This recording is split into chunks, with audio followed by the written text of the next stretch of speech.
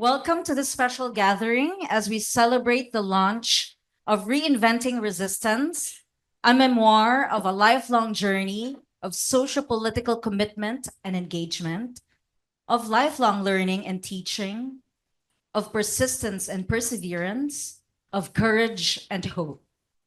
We are honored to have all of you here, distinguished guests, esteemed speakers, dear friends and companions on this meaningful occasion.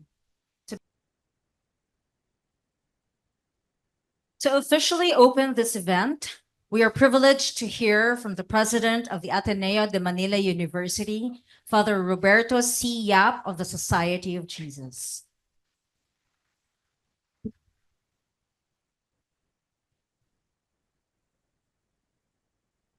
Please allow me to begin with a quotation.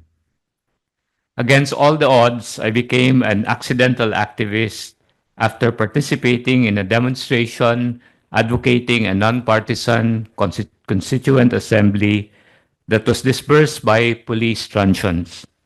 I witnessed the Battle of Mendiola, where soldiers fired on unarmed students, and I then became a founder of a nonviolent movement by default, though I was thoroughly unprepared for the task, writes Ed Garcia in his memoirs that we are launching today. Ed has authored books on the process of peace building, taught high school and college students, and was a founding convener of some of the Philippines' most relevant peace organizations and coalitions, including Lakas Diwa, Kaakbay, Coalition for Peace, Gaston Z. Ortigas Peace Institute, Multisectoral Peace Advocates, and National Peace Conference. He was one of the framers of the 1987 Philippine Constitution and the principal sponsor of the provision that created the Commission on Human Rights. He also served as a peace envoy for International Alert, an international peace-building organization working in diverse regions of conflict worldwide. In 2015, Ateneo de Manila, his alma mater, bestowed on Ed the Parangal Lingkod Sambayanan Award in recognition of his lifelong work as a tireless advocate of human rights and peace. He is an ex-Jesuit, who in 2021 co-edited a collection of narratives by fellow ex-Jays reflecting on their experiences of being Jesuits at heart. You can ask their wives, they will always say that that is true. Ed's latest book, Reinventing Resistance, Memoir of an Accidental Activist, is a commemoration and discussion of his journey as an indefatigable warrior for peace, human rights, and social justice. As he aptly puts it, this memoir celebrates the people and events which have largely become part of my life. And it is authentically written as only Ed Garcia can. Candid, gripping, with a sense of truth, tragedy, and honesty, but always teeming with faith and hope. The book speaks of his strengths and weaknesses, virtues and failings, and how in everything Ed continues to respond to God's call to serve, living with a grateful heart and empowered by competence, compassion, and commitment to truth. Thank you, Ed, for coming home to Ateneo to launch your book. Thank you for remaining true to your roots, embodying the essence of your Jesuit education and formation, and for decades of selfless service to our country and to the global community. It is our hope that Reinventing Resistance, Memoir of an Accidental Activist, will inspire the next generation of individuals, next generation of Ateneans who will use their gifts and talents to labor in the Lord's vineyard for justice and peace. May God continue to bless you, Ed, and your loved ones. Welcome, everyone, and thank you for joining us today in this very special event. Magandang hapon sa inyong lahat. To talk about the significance of today's book launch in this particular place and time, let us welcome the Ateneo de Manila University Vice President for Mission Integration, Dr. Benjamin T. Tolosa Jr. Good afternoon to all of you. And I also want to warmly greet all of you and welcome you on behalf of the co-sponsors of this book launch: the Ateneo Mission Integration Cluster, the School of Government, Martial Law Museum and Library, and San Anselmo Press. The last one is not Ateneo, although the owners and publishers, Marvin and Ces, are Ateneans. We thank Ed Garcia for the privilege and honor of launching his memoir here at the Ateneo de Manila, and particularly in this venue, the San Alberto Hurtado Hall in the Social Development Complex of the campus. Ed asked me to set the stage, as it were, for this book launch. Why are we here in this specific place and at this particular time? The memoir is a sharing of Ed's personal journey, a lifetime of social commitment and political engagement, which has taken him literally around the world. But this long journey starts in, and time and again finds its way back to the Ateneo. Initially not here physically, because Ed started schooling at the Padre Faure campus, which is now Robinson's Manila, by the way. Among the Quonset huts after the devastation of the Second World War. Of course, Ed was also a pioneer here in the Loyola Heights campus, at the time when the main buildings were the Blue Eagle Gym and also Bellarmine Hall over there, which was home to college students. In the 1960s, Ed Garcia, already a Jesuit seminarian doing his regency, would become religion teacher and homeroom moderator to two second-year high school sections, the Rebs in 66, 67. Any Rebs here? Yun.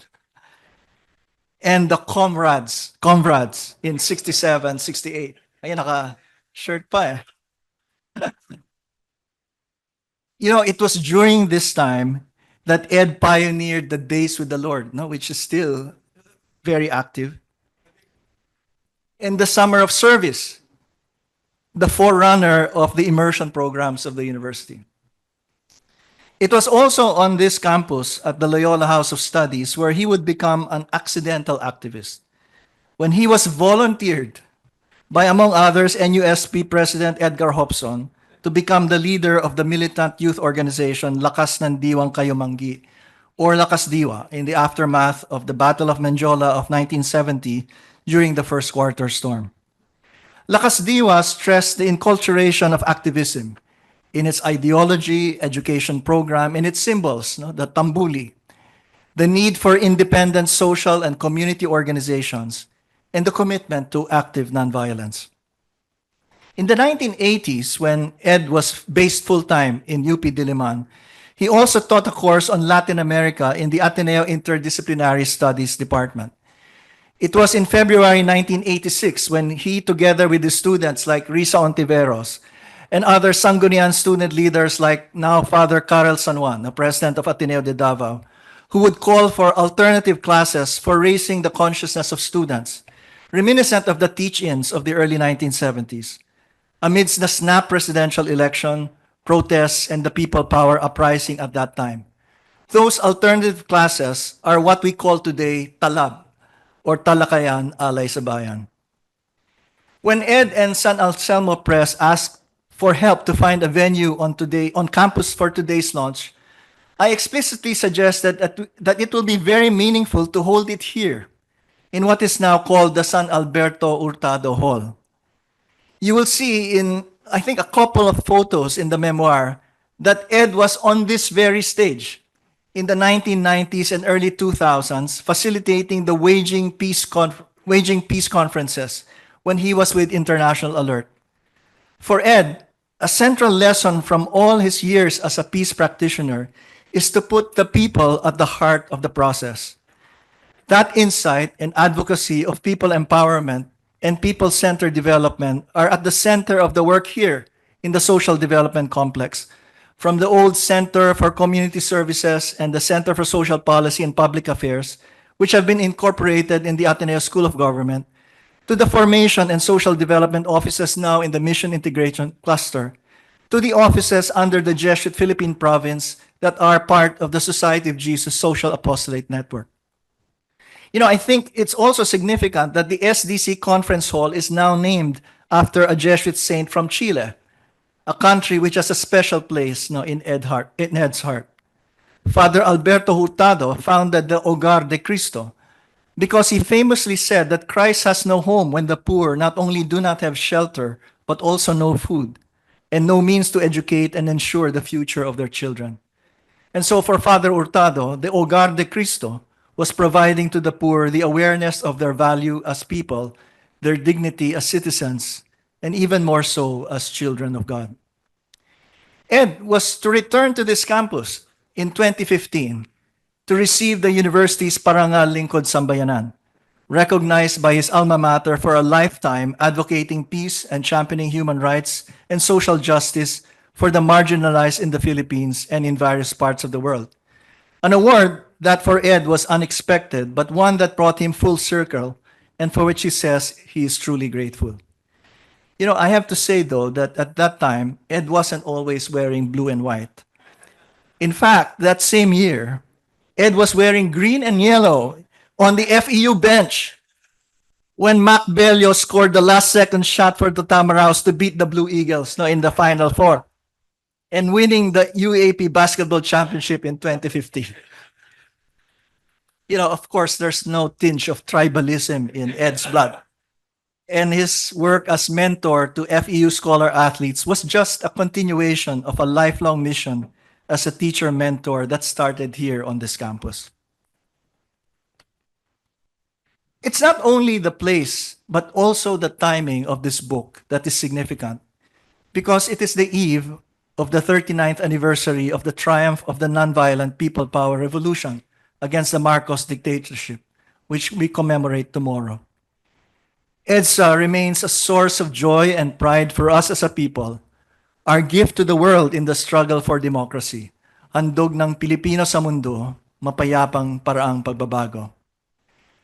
EDSA, however, is not just about a 4-day uprising, but more importantly, about the long process of deliberate formation, organization, and mobilization of people in schools, communities, workplaces, churches that made it possible. It is also about responding to the continuing challenges of engagement toward genuine democratization that would realize EDSA's promise or complete its unfinished character. To use a phrase used by Ed in peacemaking, the struggle requires a marathon mentality, calling for patience and belief in people, persistence and courage in the face of suffering, and hopeful endurance. Ed's long journey before EDSA took him from the Philippines to Latin America to Europe before returning to the Philippines, learning and teaching in the Third World Studies Center and the Political Science Department in UP Diliman, and rejoining the Parliament of the Streets in the aftermath of the Aquino assassination. After EDSA, he became a framer of the 1987 Constitution, which Ed considers an imperfect document, but is still inspired by people power's victory over dictatorship, and thus enshrines a commitment to social justice, human rights, and people's participation. And then for the next 20 years in International Alert, Ed immersed himself full-time in peace, building peace in various parts of the world, and in accompanying peace advocates in the Philippines, learning humbly and sharing generously the lessons of a lifetime in working for peace and justice. In the last 10 years, Ed has challenged the politics of hate and fear and the culture of death and impunity that became pervasive under Duterte and the historical distortion and digital disinformation that made possible the rise of Marcos Jr. He has championed servant leaders who have pushed back, among them outstanding women like Leni Robredo, Maria Ressa, Laila de Lima, and Risa Ontiveros. For Ed, disillusionment and despair are never the last words. As he himself personally learned many years ago from a wounded and seemingly isolated indigenous leader in Colombia, whom Ed thought had perhaps lost hope, but would no longer see any meaning in their struggle, dawn comes even after darkest night. So here is Ed's memoir, the sharing of his personal journey, his gift of hope to the successor generation. But for Ed, hope is a verb that calls for committed and sustained action. He challenges us to believe that a new day is possible because we strive to make it happen. Thank you. To take us through the stories of the first quarter storm, Lakas Diwa, and the People Power Revolution, may we invite Dr. Christina Yamzon of the Ateneo School of Government. Good afternoon, everyone. When Ed texted me a few weeks ago asking me to share my memories of my La Castigua days, I was hesitant at first as I was just arriving yesterday from a 10-day trip around the Middle East, working on our migrants ALSE training program. But it's difficult to say no to Ed, as many of you would attest. And have experienced. And I thought that anyway, he told me it would be just for a short 5 minutes to share reminisce on the early 70s, going back 55 years ago when I was a senior high school student at St. Joseph's College and then as an undergraduate at UP Diliman. I agreed to do it and I'm happy to be here today front of you to share some of these memories and reflections on my La Castigua experience when it was started in February 17, 1970, and the implications for me up to today. Little did I realize, though, that aside from having to work my brain cells trying to recall the past that has been instrumental in many ways to guiding me, my career and passions, Ed added to my presentation challenges by giving me more ideas as to what I could cover, which I did so as best as I could, and I assume that allowed me to go beyond the initial limit of 5 minutes. I must admit, however, that I didn't have the chance to even browse through the new book, which I couldn't download for some reason, and given the very hectic travel. So I ask your indulgence as I try to cover my involvement in LKD, as we call it, or Lakas Diwa, in the early 70s. And I hope there aren't too many errors in the dates, the names, and the events that I will cite. Thank you to Edgar, who helped me in my recollections. I will also put forward some reflections of the implications of reinventing resistance and what it may mean today, especially for our youth. The period of January 1970 started out with increasing numbers of agitated students and youth from different schools and universities. That's why called the first quarter storm. Faced with the challenge on how to pressure Ferdinand E. Marcos to desist from seeking a third term as the country's president by changing the Philippine constitution that would allow him to do so. On January 26, 1970, several organizations, to mention SUCOR, the Students United Crusade for Constitutional Reform, the National Union of Students of the Philippines, and my organization, the National Union of High School Students, with many other organizations, joined a demonstration in front of the Philippine Congress during President Marcos' SONA at the time to call for a non-partisan constitutional convention. As the newly elected president of NUHS, I attended together with many other NUHS representatives from many other schools. Police brutality against many of these youth demonstrators then led to the January 30 protest march to Malacanang that was met with injuries and death of several students by the police. These events led to the heightened youth and student unrest and the formation of many organizations with different political and ideological formations and leanings, primarily labeled as leftist and moderate groups. Lakas Diwa, as you all know, was one of those moderate groups. As I shared in my story in the book on the stories of struggle, Sokdem narratives, I was drawn to joining Lakas Diwa, believing in its philosophy of satyagraha, or strength of the spirit, or truth force, and nonviolence, and its advocacy on Buy Filipino, ban luxury goods, profit sharing, land to the tiller, which I still strongly believe remain valid as part of what could counter the current neoliberal economic model. Despite the emotional appeal of the extreme left groups for the youth to join the armed struggle against the state, LKD continued with its alternative position of nonviolence, which resulted in its being branded many times as Lakas Dila by many of its detractors. One of the nonviolent actions of Lakas Diwa that I recall more vividly was the May 19 Operation Tuig sa Kongreso, when Lakas Diwa members and I sang the national anthem of the Philippines in the Philippine Congress, disrupting its proceedings as a form of civil disobedience. All of us LKD in that Congress hall were brought in army trucks to Camp Crame, surrounded by soldiers, where then General Eduardo Garcia, another Ed Garcia, struck our Ed, causing indignation and raising tempers among us students and activists. Fortunately, it didn't end in any violence, and everyone was subsequently released in the early hours of the following morning.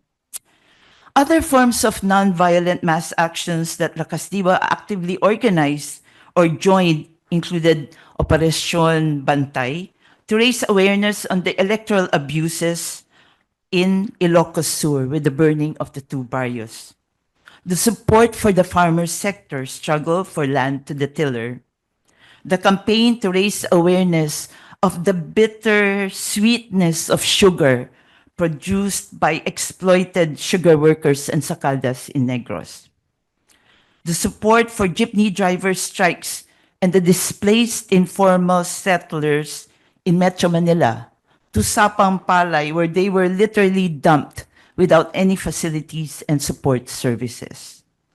I, with so many other students and youth and young professionals, were infused with the LKD spirit, whether it meant giving teach-ins in schools to other students, encouraging them to join rallies and demonstrations, forming school chapters, typing, mimeographing leaflets and manifestos, words that millennials and the younger generation no longer know, learning and singing nationalist songs, fundraising in churches and schools, selling cakes, and even dropping out of school to be full-time in the movement. All this kept Lakas Diwa members busy, engaged, and committed despite parental and family or even school constraints until the declaration of martial law when all of us had to go underground.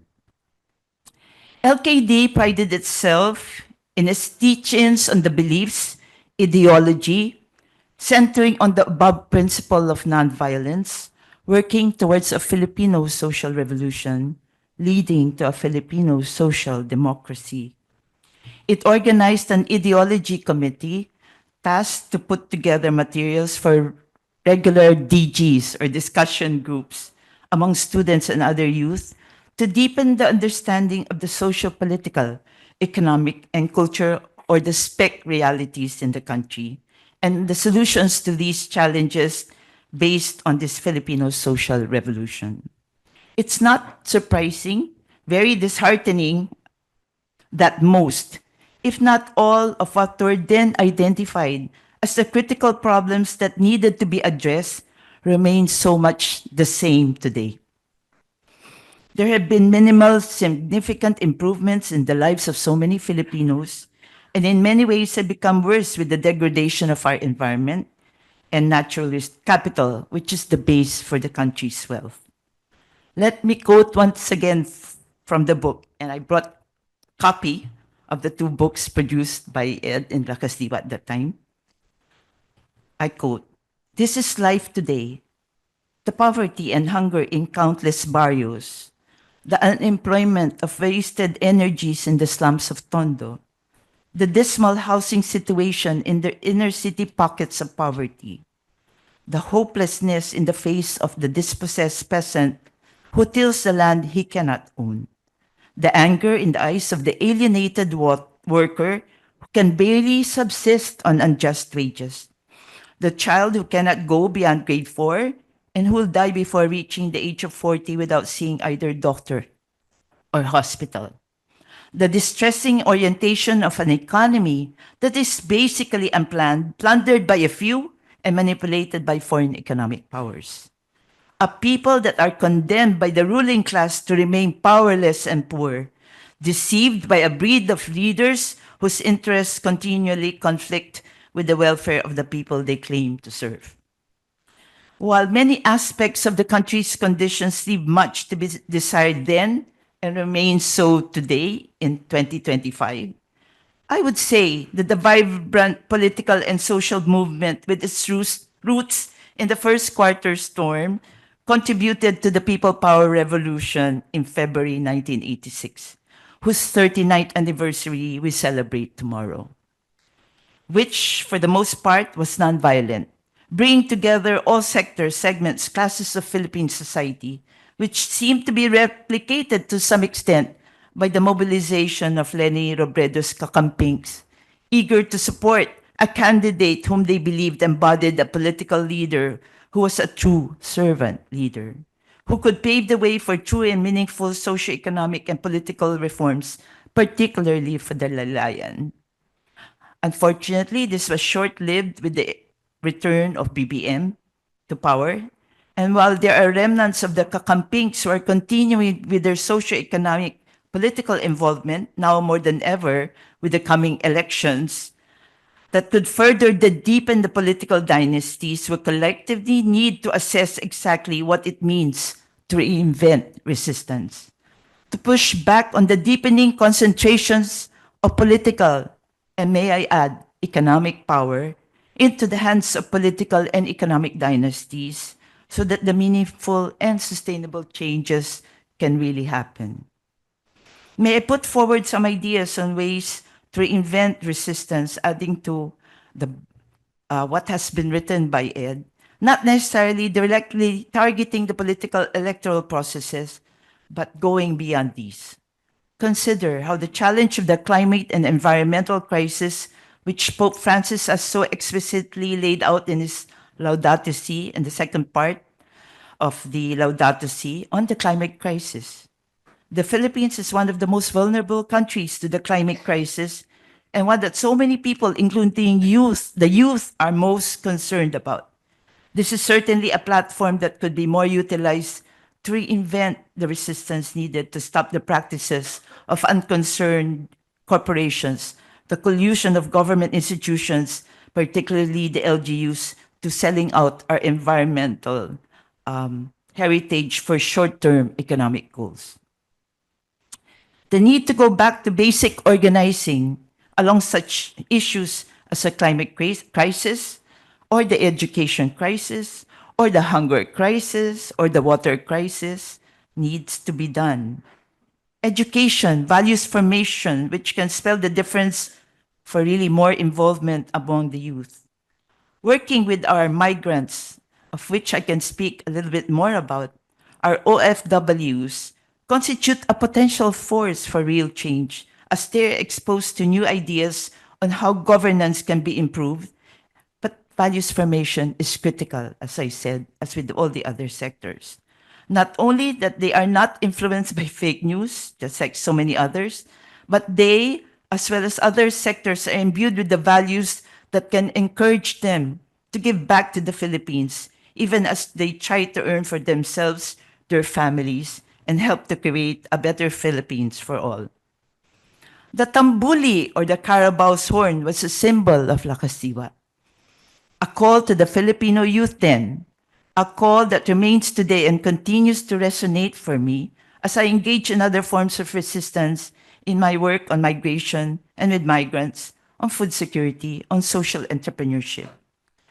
Let me quote from one of the two books published by Lakas Diwa, primarily written and or put together by Ed with a few other LKD members in 1972, which unfortunately were not as widely disseminated as they could have been because of the declaration of martial law in 1972. Lakas Diwa confronts the citizens of the angry 70s with a transforming vision of a way of life that is truly human and genuinely Filipino. Lakas Diwa seeks the total, rapid, and radical renewal of Filipino society. Be Filipino and be proud. I genuinely hope that we can collectively once again use Tambuli as a symbol to call Filipinos, regardless of age, gender, social economic status, to come together to envision a Philippines where everyone can live in a society that is just, peaceful, caring, especially for those in the laylayan, and that is sustainable. It definitely requires a reimagining and reinventing of all forms of resistance, political, economic, social, and cultural. Thank you. The 1987 Philippine Constitution is a direct offspring of the EDSA People Power Revolution. Ed Garcia describes it as an imperfect document, both a critical moment and a continuing sign of an unfinished quest. One of its key framers is with us today, Justice Adolf Azcuna, former Associate Justice of the Supreme Court and a member of the Constitutional Commission, who will tell us about the challenges of drafting the country's post-martial law charter. Okay, I did not expect this number, but first I told Ed there's something misprinted in this book. It should not be Memoir of an Accidental Activist. It should be Memoir of a Providential Activist, because he is no accident. He is a gift of God given by divine providence. Now, when we were crafting the 1987 Constitution, the committees, different committees were supposed to submit the reports by a deadline imposed by President Cecilia Munoz Palma. But one committee, a very important one, Declaration of Principles, still did not submit the report. And President Palma called me aside, said, Adolf, I'll make you an extra member of that committee with the mission of finding out what's happening. So I became an extra member. I joined their meeting, and I found out that the reason for the delay was because Ed Garcia was sponsoring a provision that said the state shall defend the right of nature to pursue its own rhythm and harmony. That was his proposal. And all the members agreed except the one lawyer. There's only one lawyer member, the Corozo Rosales, opposed. And his reason was, you cannot give nature a right because nature is not a person. And under our system of law, only juridical persons can have rights. So that was the reason for the impasse. And the other said, no, they do not understand these legal aspects. So I intervened and proposed a compromise. I said, why don't we give the right to the people, that the state shall defend the right of the people to a healthy environment and accord with the rhythm and harmony of nature.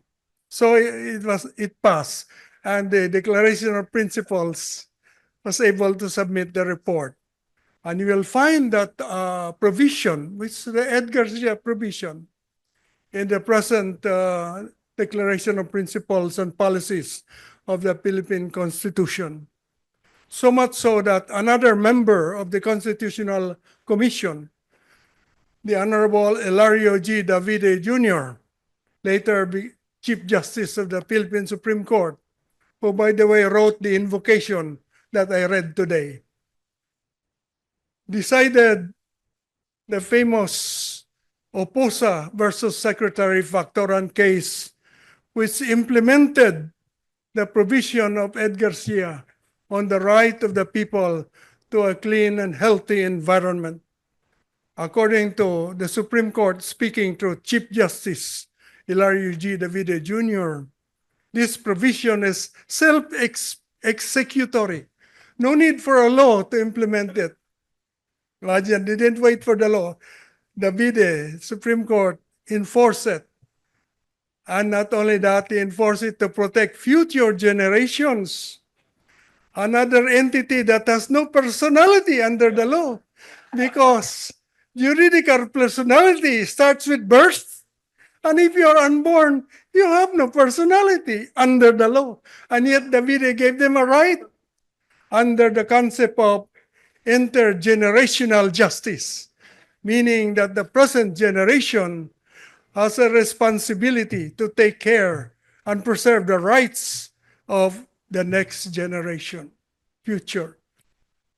A decision so rare that the Venice Commission of Europe asked me for a copy. And I gave them a copy. And the Chief Justice of Lithuania asked for a copy, said, I will translate it into Lithuanian, published in their journal. So it is, as you know, a universally known decision on the right to a clean environment. Of course, now the right of nature is starting to be recognized. New Zealand has recognized as a person a river. So it was far-sighted Ed Garcia. And in a recent case of the resident mammals of Tanyon Strait versus Secretary of Environment, the Supreme Court of the Philippines came close to recognizing the right of nature, the right of the resident mammals to oppose the mining operation on Tanyon Strait. And the Supreme Court stopped the mining, but said that still the resident mammals needs a human guardian to file the case for them. So, hindi pa rin. Our Supreme Court is very cautious. Right now, of course, they are being asked to interpret the word forthwith, which Ed Garcia and I wrote in the provision on accountability of public officials. So what is forthwith? I tell them, you have to read Alice in Wonderland, where the white rabbit carrying a watch was asked by Alice, how long is forever? And the white rabbit answered, looking at the watch, sometimes just 1 second. Thank you. In the 1980s, the University of the Philippines seemed to be an unlikely home for a returning Ed Garcia, who only a decade earlier was jeered as a Jesuit clerico-fascist in the Diliman campus. But after his years of studying and living in Latin America and working with Amnesty International in London, UP Diliman became a haven of learning and teaching for Ed. The school where he encountered students like Chito Gascon, Leon Alejandro, and Maria Leonor Herona, the future Lenny Robredo, and colleagues like Dodong Nemenzo and Randy David in the Political Science Department, Third World Studies Center, and Kaakbay. Here to remember and reflect on those years is UP Emeritus Professor of Sociology and Public Intellectual Randy David. Today we gather not merely to launch a book, but to honor a life defined by unyielding purpose. A life vividly chronicled in Ed's memoir, Reinventing Resistance, Memoir of an Accidental Activist. Though the title may be modest, the force of Ed's activism is anything but accidental. I have never encountered a political activist whose resolve is so deeply anchored in conviction.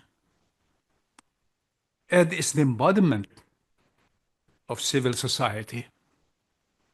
a guiding presence reminding us that it is our sacred duty as citizens of a great nation to uphold the ideals forged by our heroes who dared to dream of freedom.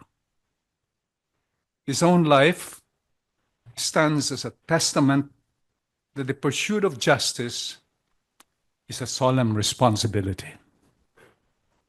Indeed, his relentless drive has often challenged us to rise above our complacency and embrace the true call of civic engagement.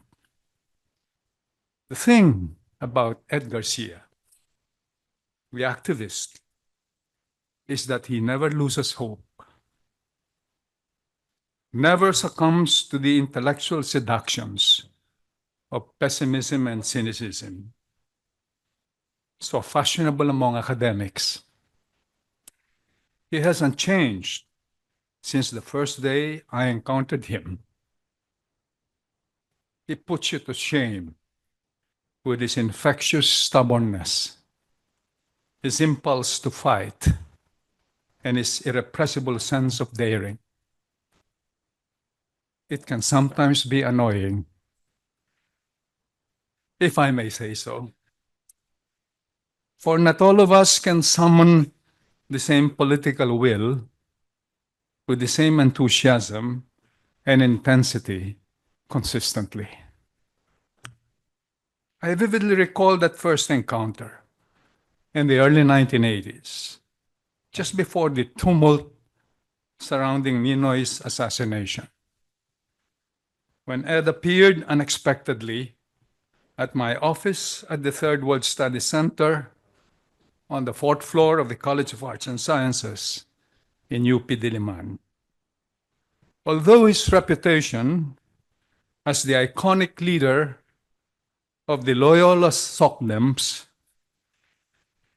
had long preceded him, meeting him in person was an unforgettable experience.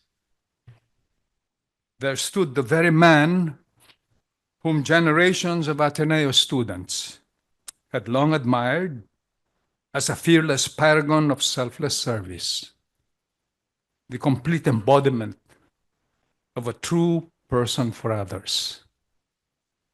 He had just returned from South America, where his Jesuit superiors had sent him a decade earlier to protect him from the soldiers of the Marcos regime. That day, our conversation transcended politics. We exchanged insights on the Marcos regime, the economic crisis, and the rise of a bold new middle class. Ed recounted the stirring tales of Latin American activism, the transformative role of a radical clergy, and the emergence of liberation theology. His excitement in drawing parallels between our work on dependencia theory and the developments in Latin American Marxism was both inspiring and contagious. Over lunch, I invited him to join our circle of fellows at the Third World Studies Center, an invitation that by day's end led to his introduction to the late Dodong Nemenzo, then Dean of the College of Arts and Sciences. It was clear that Ed was destined to leave an indelible mark on our academic community in Diliman, soon taking on the role of Deputy Director of the Third World Studies Center. I distinctly remember his first day as Deputy Director. He came armed with his entire collection of Latin American radical posters, which we promptly mounted on the walls of our office and reading room. These posters gave the center the ambiance of a dissident sanctuary, the hub of subversive thinking in academia, a laboratory of the most advanced thinking in third world scholarship. Ateneo's loss was definitely UP's gain. And yet, if there's anyone who did the most to break the artificial barriers between sock them and not them thinking, there was no one who could compare with Ed. His passionate intelligence, his articulateness, and essential friendliness, coupled with his readiness to draft manifestos and give spirited lectures, did a lot to bridge the largely imagined gaps between Loyola and Diliman activism. Mahigit na 4 dekada ko nang kilala si Ed Garcia. Marahil hindi niya ganap na batid kung gaano kalaki ang naging impluensya niya sa aking sariling pag-iisip at pananaw sa mundo. Hanggang ngayon, Ed, lalo na kapag dinadalaw ako ng kawalan ng pag-asa sa kinabukasan ng ating bansa, ang boses pa rin ni Ed ang aking naririnig. Wari nagpapaalala ng ganito. Ang matanda ay meron pang halaga at nararapat gawin. Totoo na tinatapos ni kamatayan ang lahat. Ngunit bago sumapit sa dulo, gawaing may dangal ay nakaabang. Gawaing angkop para sa mga minsay sumamang naglakbay kay Bathala. Tayo na kasama. Hindi pa huli para hanapin ang isang bagong daigdig. Dama ko pa rin ang dating layunin, ang maglayag hanggang sa likod ng palubog na araw. Sa malawak na banyo ng mga tala sa kanluran, hanggang sa aking huling hininga. Malaki man ang nawala, sangdakot pa rin ang nananatili. At kahit na hindi na tayo, yung dating lakas, na minsay nagpagalaw sa daigdig at sa langit. Kung ano man tayo ngayon, ito pa rin tayo. Iisang magkakatulad na uri ng magigiting na puso. Pinagod man ng panahon at kapalaran, taglay pa rin ang dating lakas loob at layon na sumulong, maghanap, magtamo, at hindi sumusuko. Salamat, Ed. Yun na hindi original na akin, kundi sariling salin ko ng tulang Ulysses ni Tennyson. Magandang hapon po.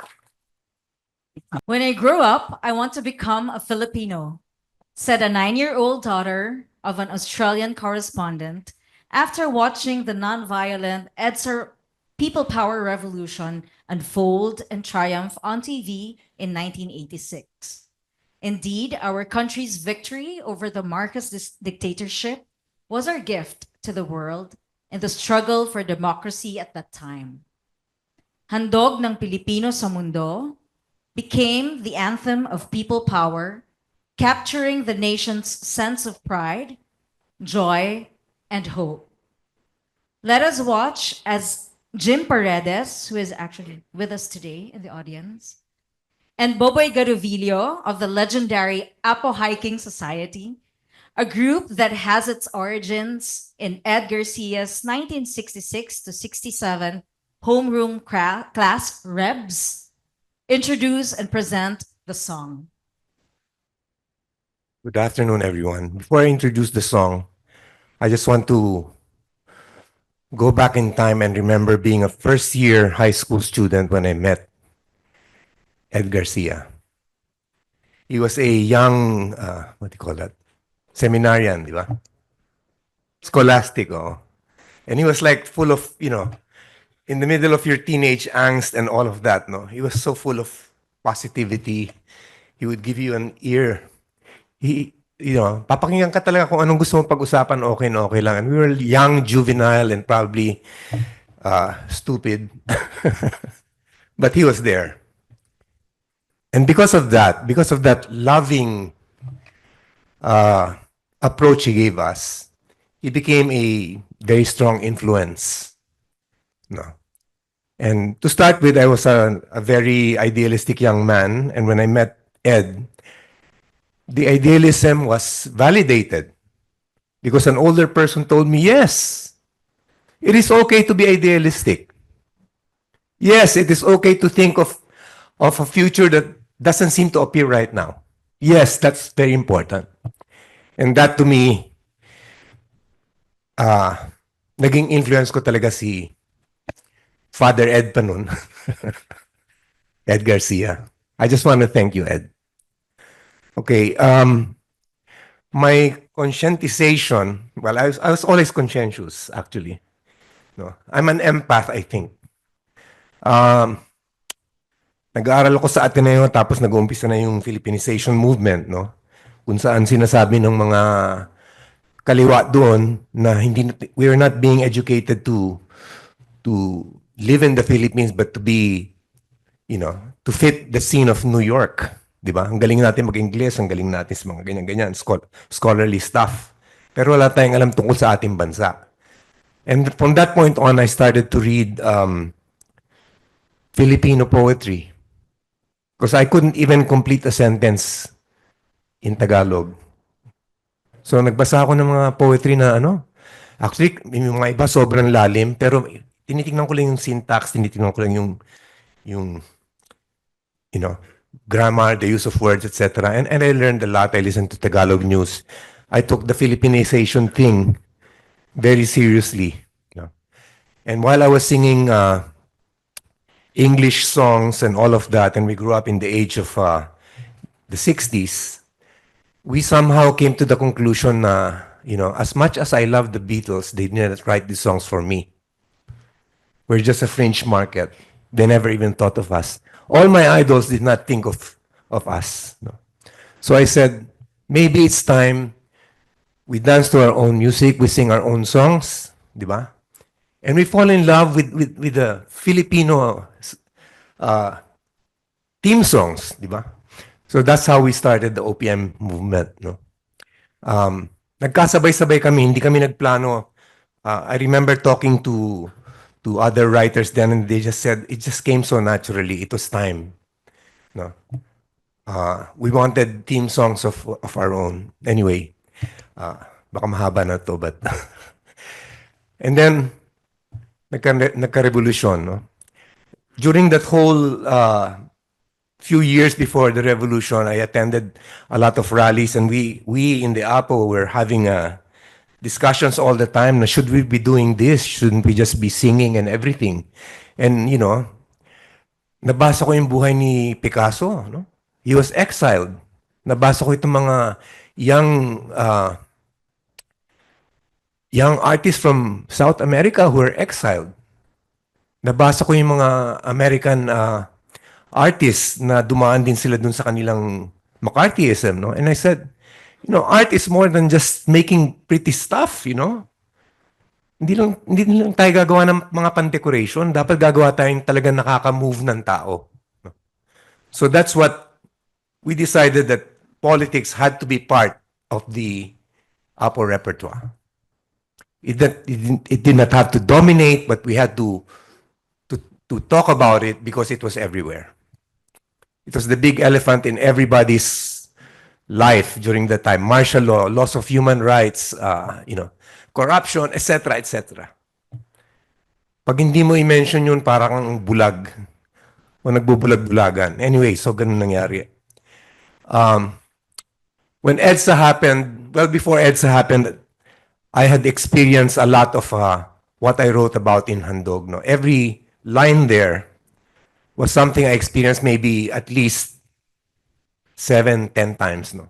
Magkakapit bisig libu-libong tao. Pero yung kay sarap pala maging Pilipino happened when I was writing it. Because that was, to me, what EDSA was. everything all of a sudden, this impossible dream that we were fighting for, all of a sudden gave us a little peek that things could happen. No? And pondering on the revolution, I told myself, it's not a revolution if there's no song. Honestly, di ba? So I wrote Handog, and I remember the song runs 5, 6 minutes. I wrote it in 2 minutes, maybe even less. It was like, it was already in my mind. It just had to come out. In other words, in analog, it takes 5 minutes. But in true artistic, inspirational, focused, laser focused uh, concentration, is just like that. And I was writing this fast. Di na ako papayag mo. Wala kang mali. Di na ako papayag. Natapos, oh, pakinggan mo nga kung anong tunog.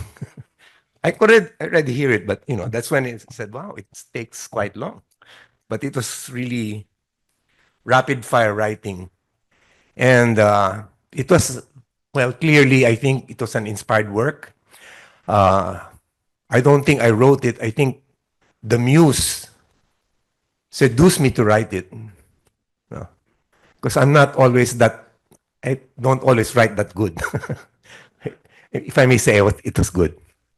Anyway, so Handog is for me, I had to write it because I wanted an original, honest song about what we went through. No. There were many songs written during that time. And all of these songs, including Handog, were glimpses of our experience. No? But when I wrote this, I was so surprised at the reaction of people. And even in the recording, nag-aagawan yung mga singers sa what line to sing. you know. And I remember Celeste pulling rank and saying, akin yung kay sarap pala maging Pilipino, ha? I didn't even want to do a solo. I just felt I've always felt that I've always been just a humble servant of the revolution.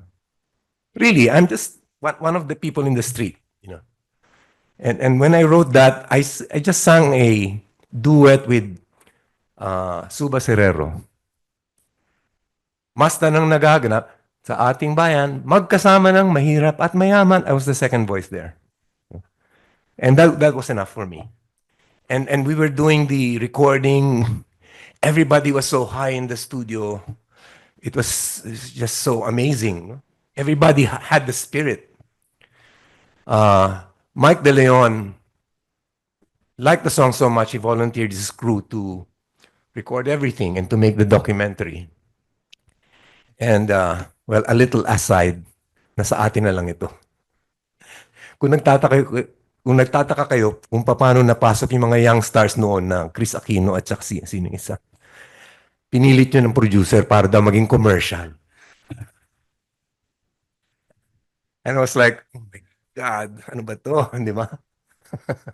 Nothing is sacred in this world. But anyway, so we wrote the song, we released it, and wow, I thought it would be played by some stations, but I didn't realize it was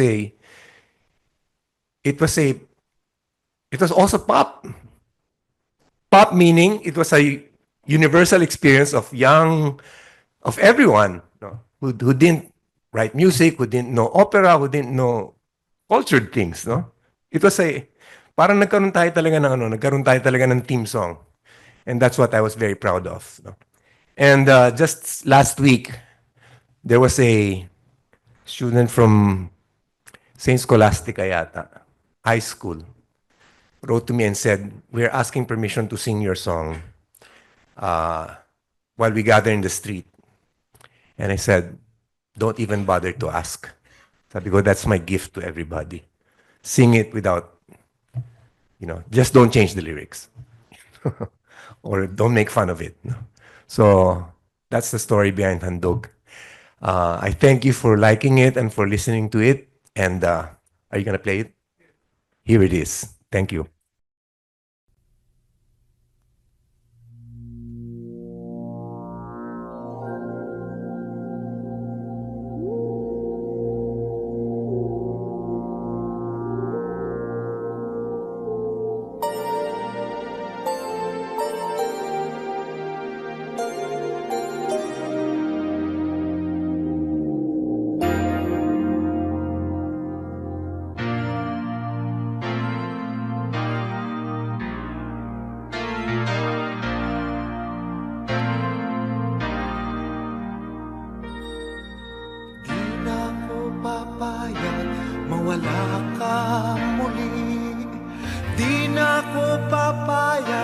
na muling mabawi.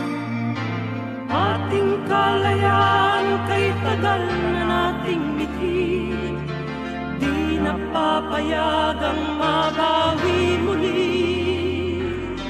Magkakapit-pisig, libu-libong tao, kay sarap pala maging Pilipino.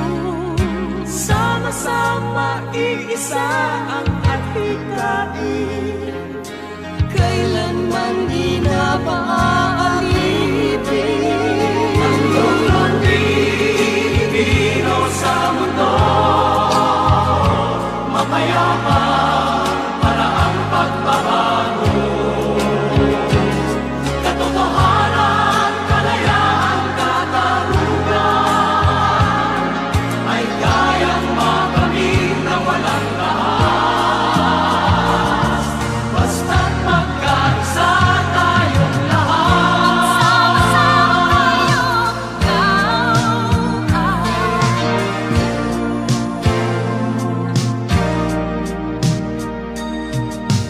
Basta nang nagaganap sa aming bayan, magkasama ng mahirap at mayaman. kapit-bisig, madre, pari at sundalo, naging langit itong bahagi ng mundo. Huwag muling payagang umiral ang dilim. Tinig ng bawat tao'y bigyan ng pansin. Magkakapatid lahat sa Panginoon, ito'y lagi nating tatandaan. Ang Pilipino sa mundo, mapayapa para ang pagbabago. Katotohanan, kalayaan, katarungan ay kayang makamit na walang lahat. Basta't magkaisa tayong lahat, ang loob ng Pilipino sa mundo, mapayapa para ang pagbabago. Katotohanan, kalayaan, katarungan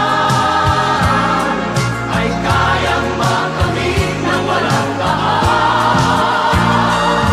Basta't magkaisa tayong lahat, ang loob ng Pilipino sa mundo, mapayapa para ang pagbabago. Katotohanan, kalayaan, katarungan ay kayang makamit ng walang taas. Basta't magkaisa tayong lahat, ang loob ng Pilipino sa mundo, mapayapa. Our next speaker is a national artist for literature, poet, writer, critic, and literary historian, and also Ed Garcia's fellow ex-Jesuit. Please welcome Dr. Himino Jimmy Abad, who will give us insights into XJ narratives, Companions in the Lord, which gather the stories and the lessons learned by former Jesuits indebted to the spirit of Saint Ignatius. In 2023, this volume, published by San Anselmo Press, won the Gintong Aklat Award for Best Book in the Inspiration category. My essays attempt, my essay, Reality and Human Nature, is my tribute to Ed Garcia's book, Reinventing Resistance, Memoir of an Accidental Activist, who, with resolute companions, envisions humanity as one communion, universal brotherhood. In our science chaos theory, reality is one whole. Capital R, reality is one whole. The universe. The word universe is from Latin unum, one whole, and versus vertere, to change, turn, become, to evolve. That's universe. That's reality. All reality.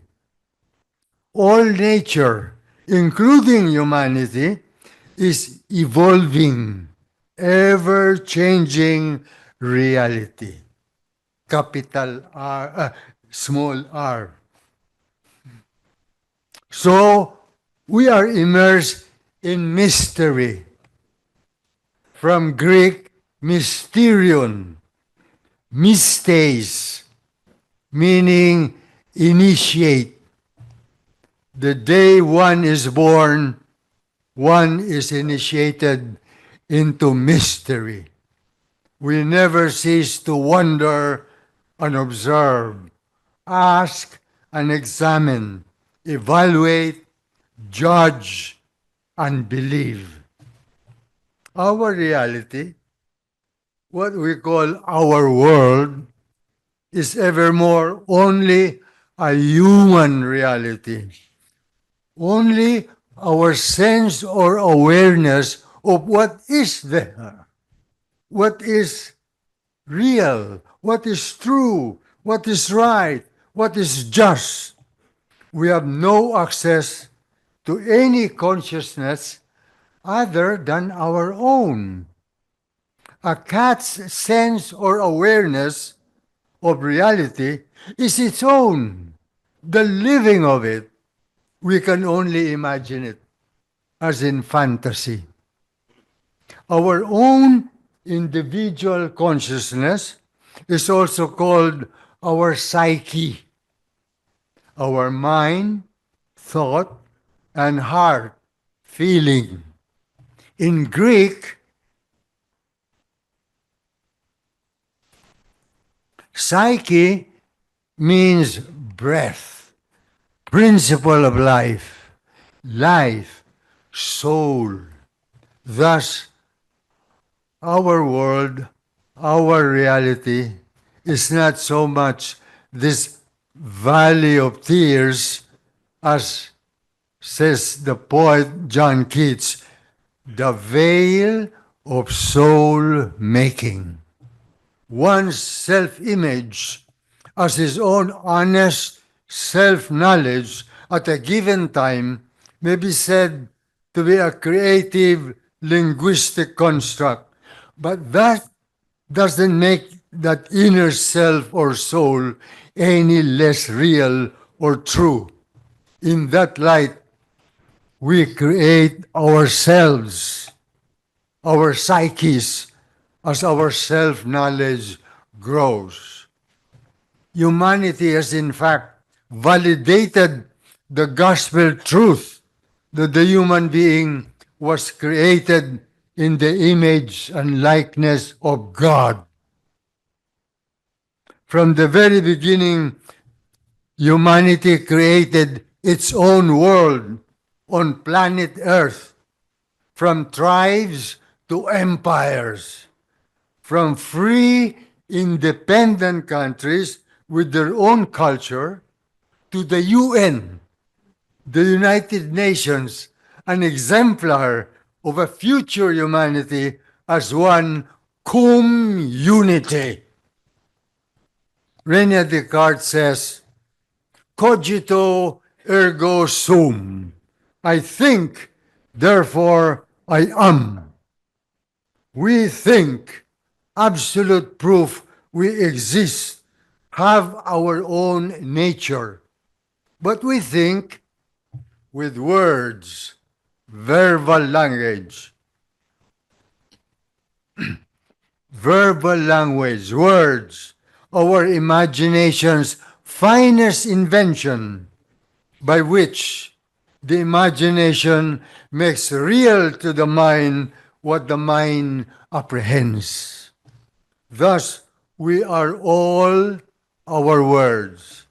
The word is our way, our truth, our life.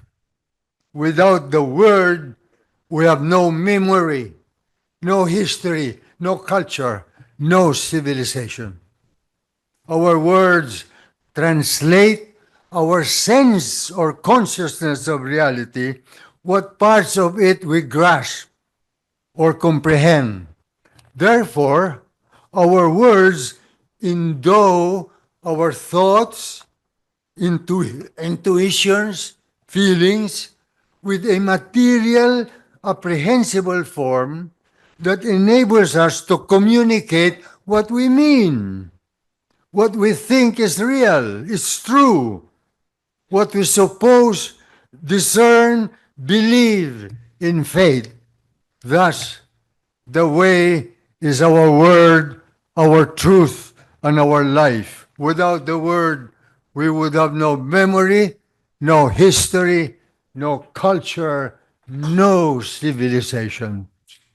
The human species is the only being on earth that seeks truth in knowledge. Truth seeking is our essence or nature as human. Only the truth satisfies and fulfills our nature. Every person has sole responsibility for and answers to his being. Only the truth underwrites and ensures humanity's destiny. Everyone wants to live a meaningful life. That most personal aspiration would certainly depend at any given time on one's own perception of his reality, his own sense of values. Even granted, to some extent, he has been formed and determined by his own environment. A meaningful life, to conclude, may well be one of honor, excellence, and service. All three words, honor, excellence, service, are concepts, ideals, but they are in fact the University of the Philippines motto or guiding principle. That's what motto is, a guiding principle.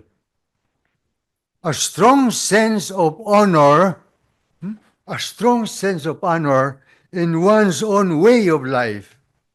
Excellence as doing one's best in any undertaking in one's own calling or profession. And service, service to one's fellow men in one's own country. Thank you. The pursuit of truth and justice is not an easy road, yet it is one that must be taken. This memoir is a testament to courage and hope, and today we are honored to hear messages from two servant leaders, outstanding women who embody the spirit, Miss Maria Reza and Attorney Lenny Robredo. Their messages will be read by Mr. Marvin Aceron, publisher of San Anselmo Press, and Dr. Randy Tuaño, the Dean of the Ateneo School of Government. Before I read the message of Vice President Lenny Robredo, let me just thank you, Edna, personally, as someone who participated in many of our noise barrage calls in that Gate 2.5 in the mid 2000s, no, after the 2004 elections, no, calling for good governance and transparency, together with your Kasapi colleagues, no, Noel Tolentino, who unfortunately passed away a few years ago. Dolly Lumcauco was supposed to be here, but I think he has his birthday celebration today. And of course, Edgar Edgar Valenzuela and T. Liliamson. So we really thank you for being inspiration to us faculty and student leaders to continue the struggle for greater political democracy and participation during those dark times. So I'm sure that you are inspiration to many of our student leaders. Many of you are here as well. And I know that your heart really is with Ateneo. While you were in the blue, the yellow and green university, all your rallies are here, being held here at that. You participate in rallies here at the Ateneo. Anyway, let me read a message from Vice President Lenny Robredo. I first knew Professor Ed Garcia at the University of the Philippines, where he taught our political science class during the dying years of the Marcos dictatorship. His courage to speak up at a time when many were still hesitating was truly inspiring, especially for someone like me who was only beginning to gain her political awakening. Our paths would again cross decades later as he lent his support, while I navigated my own accidental journey into politics and public service. This was an act of kindness I never expected, but understood to be consistent with his hopes for our nation. His encouragement pushed me to always be deserving of his appreciation. Professor Ed has done many great things throughout his life, but what truly shines is that his life has been defined by his unwavering love for our country. We are fortunate that apart from his courage, he is a prolific thought leader who has always been generous with lessons from his experiences. His eloquence has provided us with key insights into our nation's journey. As a captivating addition to his collection of written works, his memoir is a gem that should be shared and cherished by generations of Filipinos. Lenny Robredo, Vice President of the Republic of the Philippines, 2016-2022. Thank you, Randy. We were in Ateneo at the same time in the 90s. And salamat, pwede pala mag-adlib. the, you know, when we started San Anselmo Press sometime in 2018, one of the things that inspired us was to ensure that one day we will make very good books, award-winning books. And we had published several books by then when I had this phone call from Professor Ed Garcia. But we weren't winning. We were always shortlisted, but we will not win.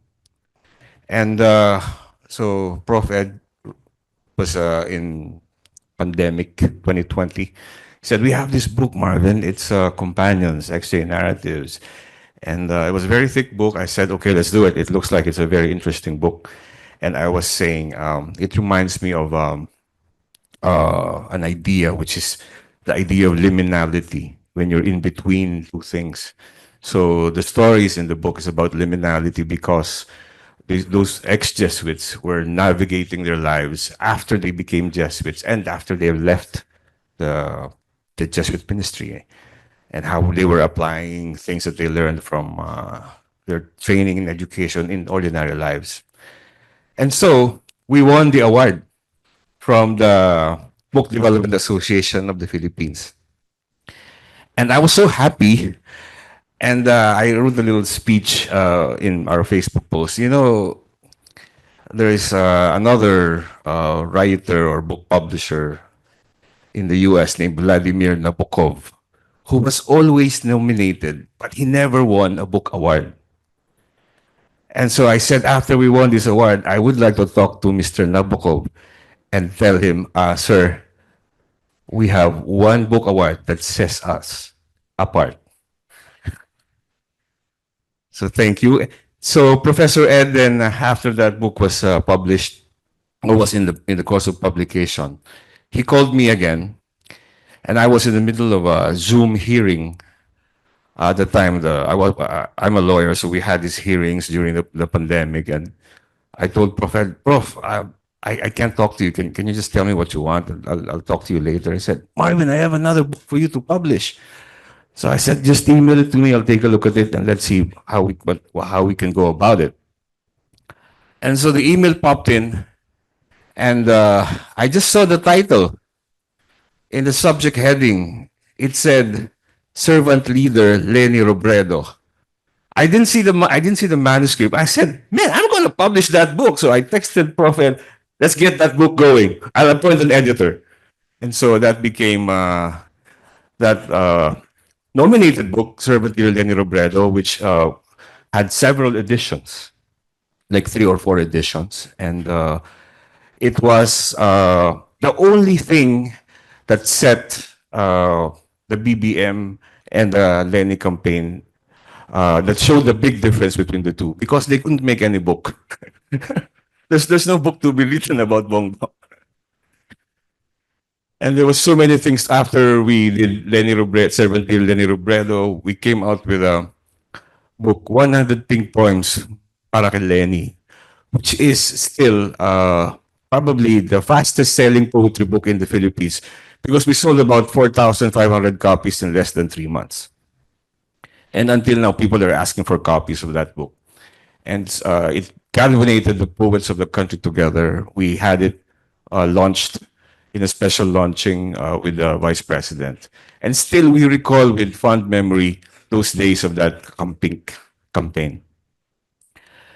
And so after that book came out, I thought I've heard the last of Professor Ed. And last year, he called me over the summer and said, Marvin, I want to write the memoir that I have to write. I said, go ahead. Just write the memoir. We will support you.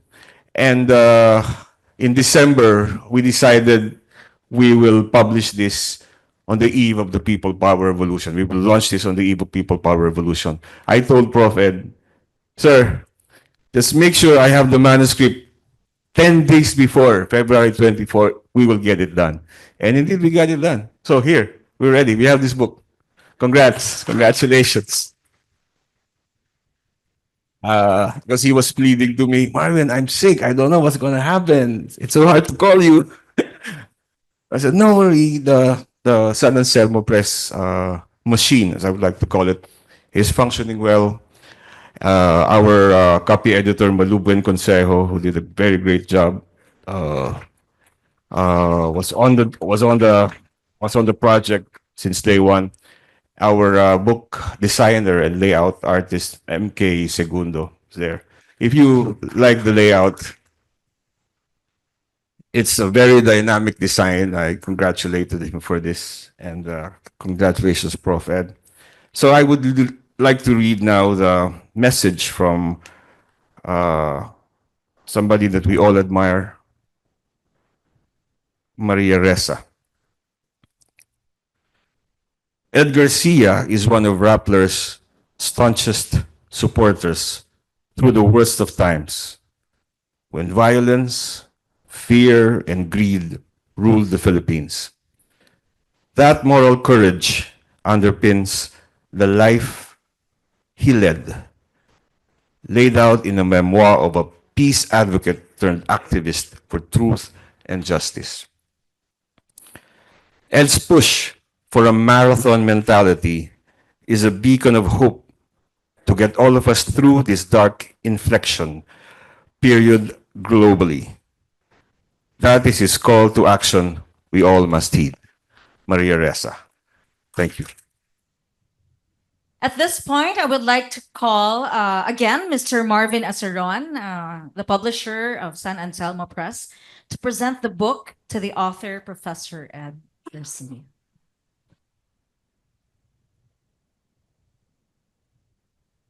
Ed Garcia says that writing a memoir is like taking a journey without maps, undertaking a project that involves surprises and at times dead ends. It is a document of discovery. It is a project of love, courage, and hope. Now that the book is a reality, to give his response and word of thanks, please welcome the author himself, Professor Ed Garcia. Before I say anything, we would like to give a copy of the book to various heroes, at least my heroes. And they are on page 211 of the book, for those of you who. First of all, there are two mentors of moral courage, Lorenzo Tanyada and Jose W. Diokno.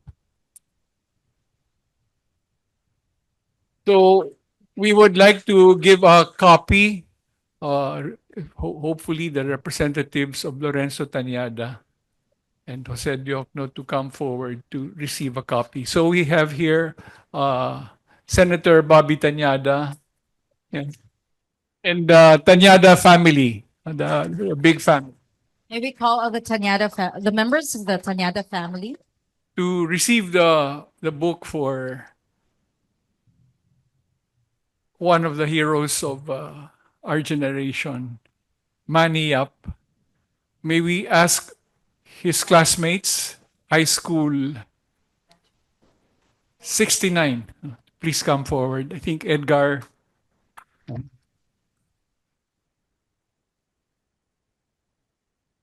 Jim, Sid, the batch high school, Jun. Oh, thank you so much.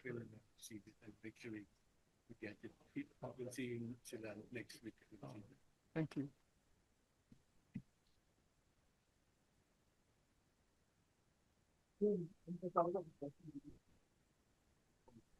Manila was our high school salutatorian. And now to the family of a beloved hero who was also my seatmate when Lakas Diwa was formed, actually. The family of Edgar Hobson. And Mrs. Inday Zeni Espadero and other members of the Hobson family.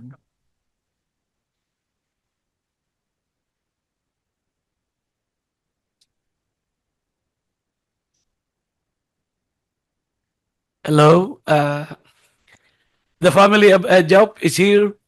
The eldest sister is Inday Espadero and the Hobson Espadero. The wife, the widow of Job is Joy Hobson is here. The younger sister is Marie Hobson Plupino. He's my wife. Thank you, sir.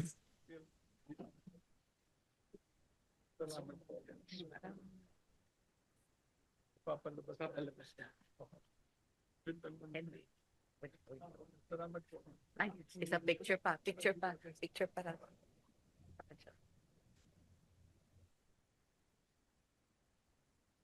Yeah, thank you.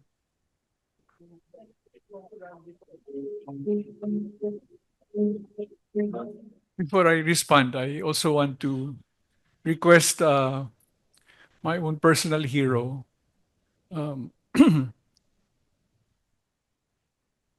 The first task of a teacher is to be taught. And one of my former students has taught me a lot about courage. She's the only opposition leader in the Senate. I'd like to ask Risa Ontiveros. Pag binasalita ka ng guro mo, magre-recite ka talaga. Kahit di ka nag-review at nag-draft. Well, kami nung kahenerasyon ko and marami sa atin nandito sa bulwagang ito, we call ourselves martial law babies. And in many ways, Ed Garcia babies din kami. Oh, pag uwi niya, galing Latin America in the mid-1980s, kung saan naging aktibo siya sa Amnesty International, binuo niya yung AI Pilipinas.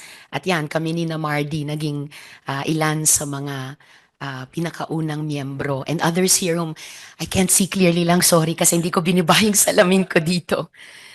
Oh, Pedro, perfecto. Naging SecGen namin sa AI Pilipinas. Tapos, naging estudyante ako ni Ed dito mismo sa Ateneo de Manila University. Latin American Studies. Kaya na-in love kaming lahat sa pagkatao at kwento at musika ni Victor Hara. Kalauna, naging assistant instructor sa kanya. Isang elective tungkol sa peace studies. Kung saan, by the way, ang isang, nung panahong iyo'y presidential son, ay naging estudyante namin. At nung kinikwenta na namin ang grado, ay medyo, basta meron akong naisip na grado na dapat. Pero syempre, ang maawaing Ed, hindi siya papayag. So, pumasa naman po. Alam na alam ni Ed yun. kalaunan pa, si Ed talaga para sa atin ay naging kalahok, saksi, chronicler, at kaya wow, hindi pala tayo malilimutan at maipapasa natin yung ating mga storya at pagsusumikap sa mga susunod na henerasyon. Marami sa mga pakikibaka na binanggit ni Ed kanina sa kanyang, sa ating mga personal heroes, whether sa pagbubuo ng isang peace movement at patuloy na pagninilay kung anong ibig sabihin ng lahat ng ito tungkol sa pakikipaglaban para sa kababaihan, sa ating konstitusyon, mga batas, sa grassroots, tungkol sa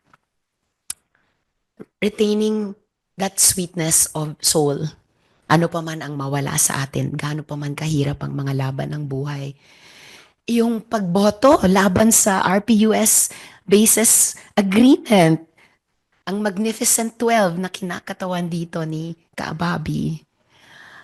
Ang, ayan, palabo na ng palabo yung mata ko habang lumalayo ang paningin ko sa inyo. Ang, ang pagtatanong mayat maya sa mamamayang Pilipino, anong palagay mo dito, doon, at ang ibig sabihin ng mga numerong ito. Yung pagsusulat ng tula sa tuwina tungkol sa ating napaka-prosaic na mga karanasan.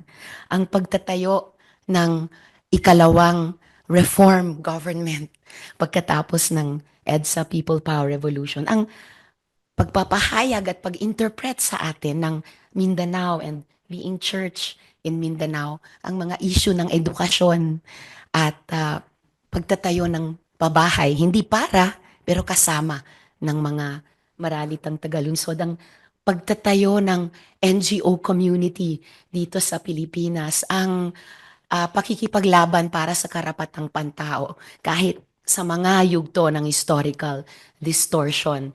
Ang pagpapalakad sa Sublime Paralytic dito sa campus ng Ateneo de Manila High School at hanggang ngayon pag-awit tungkol sa ating mga karanasan at pagbibigay ng inspirasyon sa atin at marami pang iba. Si Ed at si Bong have experienced and witnessed and chronicled all these with us and for us. Beyond losing people that we didn't expect to lose, they taught us about falling in love again. And they taught us about how to be so faithful to the resistance, even through its reinvention.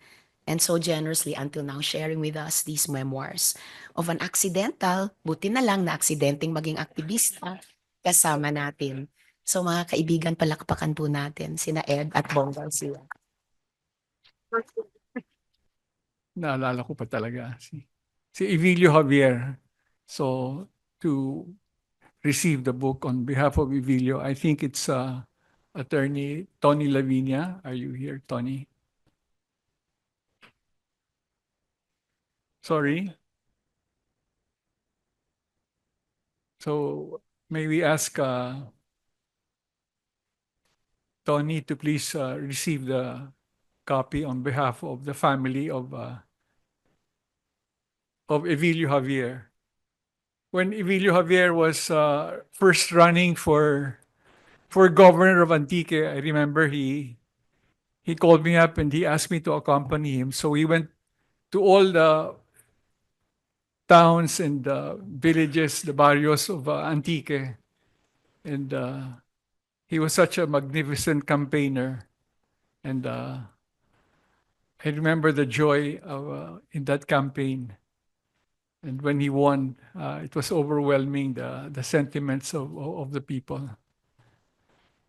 All right. So can we ask who can receive the book on behalf of the family of Evilio? Is anyone here in touch? I tried to. Oh, Father Ben. Father Ben, please. In next week's Oscar Awards night, there is one film nominated for Best Picture that documents a family search for the disappearance of a loved one. The political dissident and parliamentarian Rubens Paiva. during the Brazilian military dictatorship in the 70s. Entitled I Am Still Here, the foreign film was based on a memoir written by the disappeared dissident's son, Marcelo Paiva, who stated that it took him almost 50 years to write the story. In a way, Reinventing Resistance similarly took a long time to write. It is composed of stories that beg to be told, as the story of the enforced disappearance of Maniap, also in the 70s. It attempts to make sense of the narratives that span over the last 50 years of our country's political history from the perspective of a former Jesuit who becomes an accidental activist. It is a personal story which strives to recall how at one time in the 70s, we refused to be locked in by an either-or dilemma: dictatorship or armed struggle. We opted to navigate instead yet untested waters at that time. Our choice in 2 words: reinvent resistance, a task that remains ongoing. Now, let me explain why accidental activist. Student unrest erupted in our streets in the 70s during the regime of Marcos Sr. A few of us who were then Jesuit scholastics at the Loyola House of Studies, which is not very far from here, became involved in critical questions of the day: poverty and inequality, police brutality and state violence. And the prevalent thinking then among the youth who belonged to the KM or SDK, that the most effective way to push back against an increasingly repressive state was by means of an armed struggle. A few among us who wished to explore paths less traveled and took the road of non-violent civil disobedience. We were looking for a vehicle, an organized way of expressing that option. After a process of collective discernment, we decided to reinvent, in our own way, a movement grounded on the strength of spirit, ang lakas ng diwang Pilipino, or lakas diwa for short. It was a different form of resistance that had been pioneered by Mahatma Gandhi. We believed that perhaps there was a better way to bring about change in our country. And to those of us who met on February 17, 1970, choosing someone to lead the organization was a no-brainer. Edgar Hobson, then president of the National Union of Students, seemed hands down to be its natural leader. However, Ejop relented, saying his plate was full. So he turned to me. Father Ed, sabi niya, Father Ed, ikaw na lang. Wala namang masyadong ginagawa ang mga seminarista.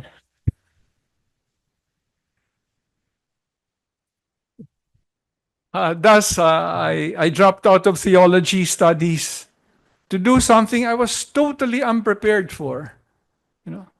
I was not ready. To add one accident to another, not only was the activist accidental, so is this memoir. I never intended to write an autobiography. However, a little more than a year ago, I was invited to give a series of lectures at Harvard University about our country's political history. After I finished my preparations, I gleaned the outlines of a personal story as well. Thus, this memoir of an improbable journey. Allow me, however, to pause and proceed to this evening's primary task, to say thank you to those of you who are here today. You know, when I look around, it's like how do you call it? Kaleidoscope. How do you pronounce it? Kaleidoscope of my life. You know, sabi ko na nga ba, when I was telling the publisher Marvin, sabi ko sa kanya, Marvin, ito na yung aking last hurrah. All of life is a gift, and I am grateful to God, to family and friends, colleagues and companions in the Lord, for accompanying me through different stages in my 82 years of life. Thank you to my wife, Bong.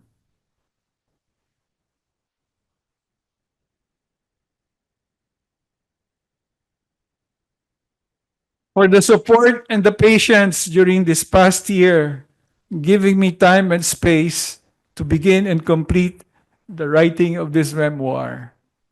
Thank you.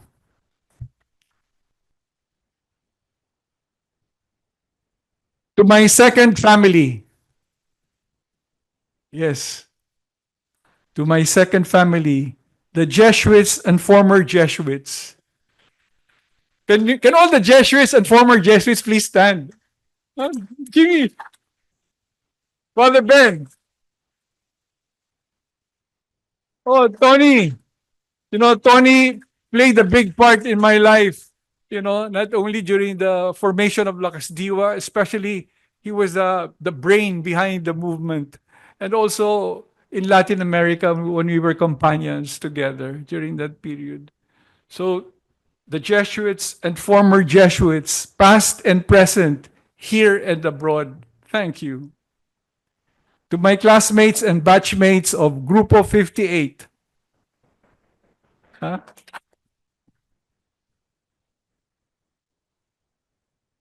DJ, are you still around? Si DJ? Oh, there's DJ. To my classmates and batchmates of Grupo 58, my fellow teachers, and my former students. Saan yung rebs and comrades? Can you stand up? Yeah.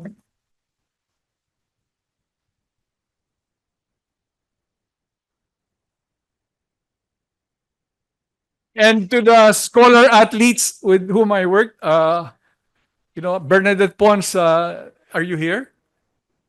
Can you all stand, please? These are the champion volleyball players from FEU and now with Creamline, right? Creamline.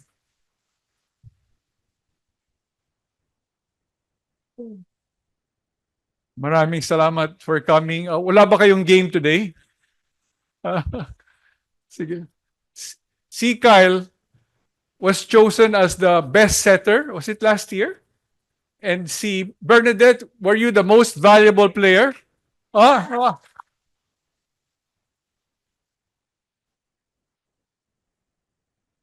To my colleagues at the Constitutional Commission of 1986 who have become steadfast companions, Dolph Ascuna. And June Davide. Please tell June, salamat.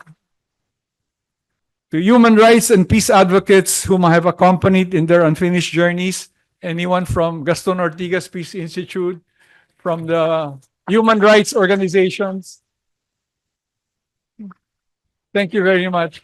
Where's Ging Deles? Are you Jojo? Thank you.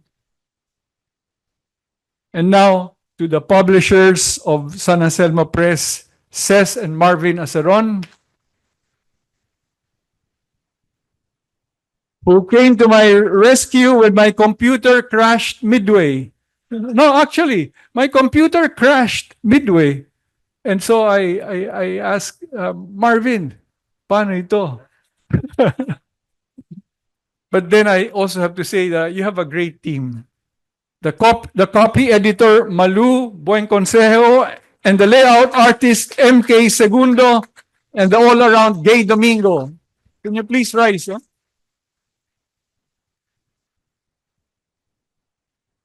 You know, writing a book is difficult, but even more difficult, I found it, was producing it.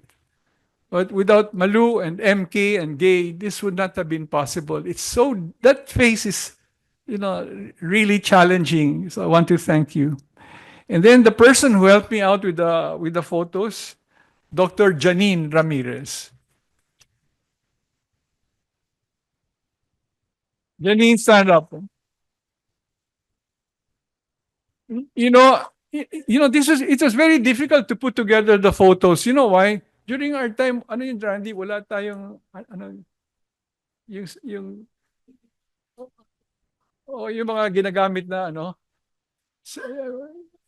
wala. It was very difficult to get these photos together because they were all not high resolution. It was very, you know. So you can imagine the challenge of getting these photos out, no? Janine, salamat. Yeah. And then to those involved in this launch, my debt of gratitude to Benji Tolosa.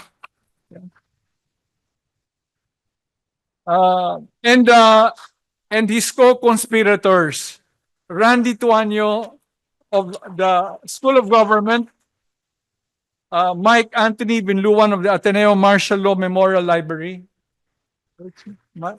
Where's Mike?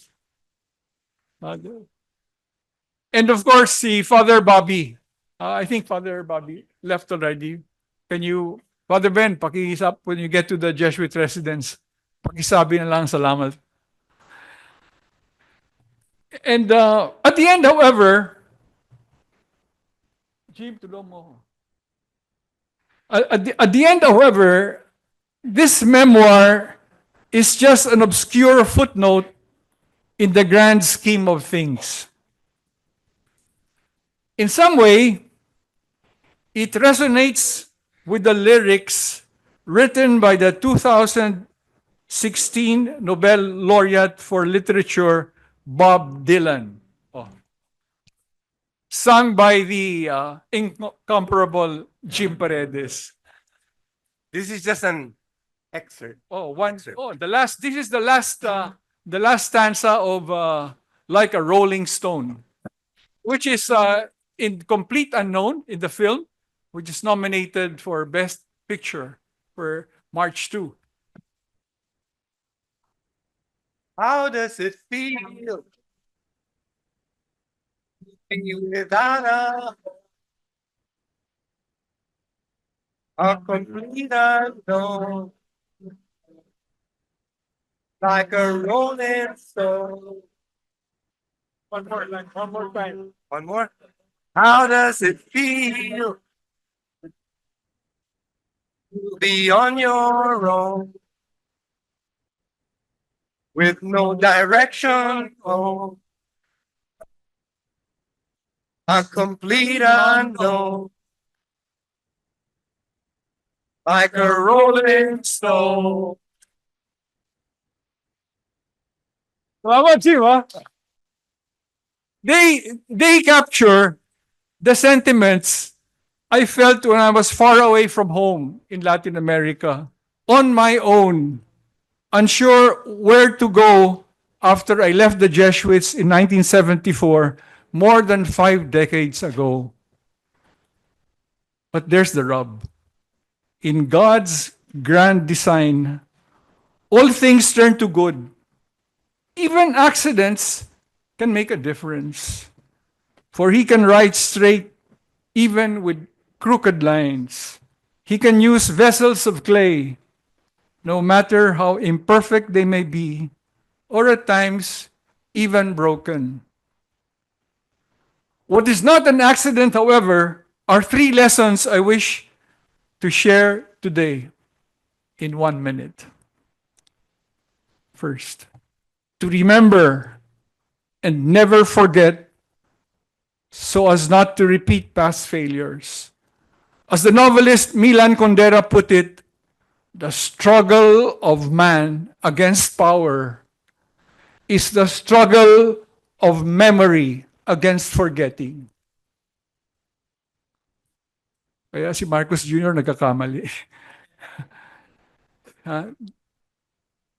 February 25 lives. Second, to resist, never to accept injustices in our midst, to strive to make things right, even against the odds or the run of play, even if it means going against the tide of history. And finally, to retrieve hope and make sure it does not die. In the end, we are all pilgrims of hope, believing that it is He who holds our lives and our destinies in His hands. To all of you, thank you very much. Salamat.